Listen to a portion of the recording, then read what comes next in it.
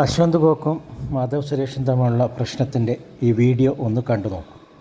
സ്വന്തം കാശ് ഇറക്കിയ ഒരു പ്രൊഡ്യൂസർ ഇപ്പോൾ ഇവിടെ വന്നിരിക്കുകയാണ്. എന്നോട് ചോദിച്ചത് 1,00,000 രൂപയാണ്. 1,00,000 രൂപ കൊടുക്കുകയാണെങ്കിൽ അശ്വന്ത് ഗോക്ക് നെഗറ്റീവ് റിവ്യൂ പറയത്തില്ല. ഞാൻ വെല്ലുവിളിക്കാണ്. നീ ഇന്ന് എടാ താടി വെച്ച അട്ടാസിന്റെ പ്രൊഡ്യൂസറെ എടാ മാധവ് സുരേഷ് ഗോപിന്റെ മോനെ നിന്നോടും പറയാണ്. മാധവ് സുരേഷ് എന്ന് പറയുന്ന സുരേഷ് ഗോപിന്റെ മോനെ നിന്നോടും പറയാണ്.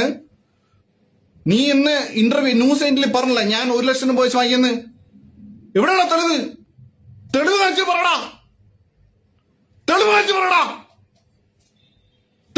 പറ. ഞാൻ കേട്ടത് 1,00,000 രൂപയോ നിന്റെ തീട്ടപ്പടത്തിന്? 1,00,000 രൂപ കേരളത്തിലെ എല്ലാ ജനങ്ങൾക്കും കൊടുത്താൽ പോലും ഒരു പണം കാണൂല. അത്രയും തീട്ടപ്പടാടോ, തീട്ടപ്പടം. ഒട്ടുമിക്ക സിനിമകളെയും തേജോവധം ചെയ്ത് നശിപ്പിച്ച് സിനിമാ മേഖലയെ മൊത്തത്തിൽ നശിപ്പിച്ചു കൊണ്ടിരിക്കുന്ന ഒരു ഇത്തിൽ കണ്ണിയാണ് ഇതേപോലെയുള്ള റിവ്യൂവർ.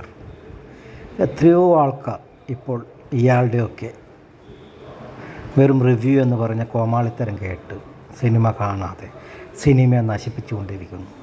പണ്ടുള്ള കാലങ്ങളിലൊന്നും ഇങ്ങനെയാണോ ചെയ്തിരുന്നത്? എല്ലാ നല്ല സിനിമയായാലും മോശ സിനിമയായാലും ആളുകൾ കാണാൻ പോകും.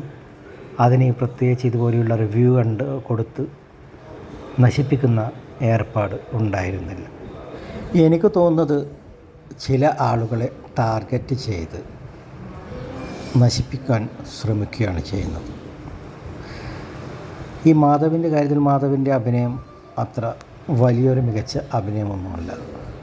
പക്ഷേ അയാൾക്ക് അവസരങ്ങൾ കൊടുക്കാമല്ലോ, കൂടുതൽ അവസരങ്ങൾ കൊടുക്കാമല്ലോ. ഇപ്പോൾ അയാൾ വളർന്നു വരുന്ന ഒരു നടൻ കൂടിയാണ്. ഇപ്പോൾ നമുക്ക് ഫഹദിൻ്റെ ഒരു എക്സാമ്പിളായിട്ട് ഫഹദിൻ്റെ കാര്യം എടുക്കാം. ഫഹദ് ഫാസിൽ അദ്ദേഹത്തിൻ്റെ ആദ്യത്തെ സിനിമയിൽ അദ്ദേഹം അഭിനയിച്ച രീതികൾക്കൊക്കെ വലിയ വിമർശനങ്ങൾ നേരിടുകയാണ് ചെയ്തിട്ടുണ്ടായിരുന്നു.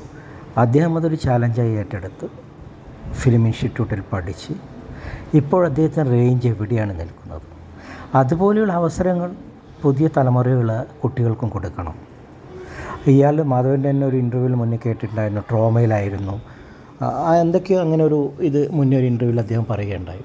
ചിലപ്പോൾ അദ്ദേഹത്തിൻ്റെ അച്ഛൻ്റെ രാഷ്ട്രീയമായിരിക്കാം ചില ആളുകൾക്ക് ഇഷ്ടപ്പെടുന്നില്ല, ചില ആളുകൾ ഇഷ്ടപ്പെടാം. പക്ഷേ അഭിനയത്തിൻ്റെ കാര്യത്തിൽ കുറേ അധികം മാറ്റങ്ങൾ വരുത്താനുണ്ട്.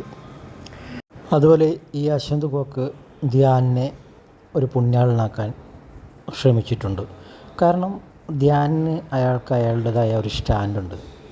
അതുകൊണ്ടായിരിക്കാം ഇയാളുടെ ഈ റിവ്യൂ ഒക്കെ ആ ഒരു രീതിയിലെടുത്തിട്ടുള്ളത്. പക്ഷെ എല്ലാവരും ഒരേപോലെ ആവണമെന്നില്ല മിസ്റ്റർ കോക്ക്. മാധവ് ചിലപ്പോൾ ഡയറക്റ്റായിട്ട് അയാൾക്ക് ഇഷ്ടപ്പെടാത്ത കാര്യങ്ങൾ തുറന്നു പറഞ്ഞിരിക്കാം. അതുകൊണ്ട് കോക്കണ്ണ, വിമർശനങ്ങൾ നിങ്ങൾക്ക് മാത്രമല്ല, നിങ്ങൾക്കെതിരെ വിമർശനങ്ങൾ വരുമ്പോൾ അത് സ്വീകരിക്കാനുള്ള കഴിവും കൊണ്ടിരിക്കണം. കഴിവില്ലാത്ത ഇങ്ങനെയുള്ളവരൊക്കെ റിവ്യൂ ചെയ്യാൻ പോകാൻ പാടില്ല. ഒന്നുമില്ലെങ്കിൽ താനൊരു അധ്യാപകനല്ലേ, അതിൻ്റേതായ ഒരു ഡീസൻസി എങ്കിലും തൻ്റെ സംസാരത്തിൽ വേണ്ടേ? ഇനിയും അതുകൊണ്ട് ഈ പുതിയ തലമുറകളുള്ള കുട്ടികളോട് പുറകെ പോയി വെറുതെ അവരുടെ അടുത്ത് നിന്ന് മൂക്ക് വാങ്ങിക്കിട്ടണ്ട. പിന്നെ രാഷ്ട്രീയ വൈരാഗ്യമോ അങ്ങനെയൊക്കെ ഉണ്ടെങ്കിൽ അത് സിനിമയുമായിട്ട് കലർത്തേണ്ട ആവശ്യമില്ല.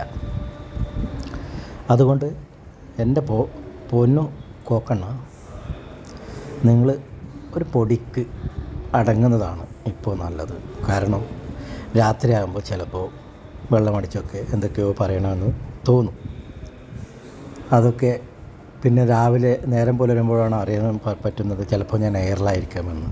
അതുകൊണ്ട് തൽക്കാലം ഇത്തരം കാര്യങ്ങളൊക്കെ നിർത്തും. സ്കൂളൊക്കെ തുറക്കാൻ പോകുന്നതല്ലേ, പറ്റുമെങ്കിൽ വീണ്ടും റീജോയിൻ ചെയ്യാൻ നോക്കും.